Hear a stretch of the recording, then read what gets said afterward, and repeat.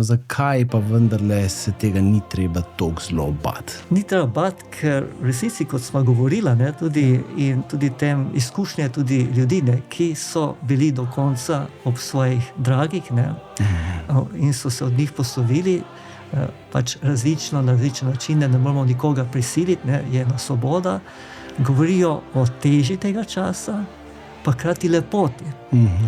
Govorijo o stiskah in hkrati nekaj, kar nikoli ne bi želeli, da bi se ne zgodilo, ker so doživeli mnogi tudi neizmerno otipljivo navzočnost Boga prav v teh trenutkih, ker so odkrili, da so v Bogu, da so v tej ljubezni, da so nošeni in da njihov ljubljeni ni odšel nekaj praznega, ampak da je bilo v resnici rojstvo, ne?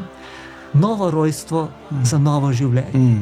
In je ena taka popotnica jim in nekje ena moč, s kateri živijo svoje nadaljne življenje in zmorejo odkrivati zopet tisto, zakaj pa je smiselno še živeti in se truditi. In to je končno živeti za te globoke odnose, živeti za tisto ljubezen, ki ostane in ki vse premaga in je tista, ki bo večna, ne?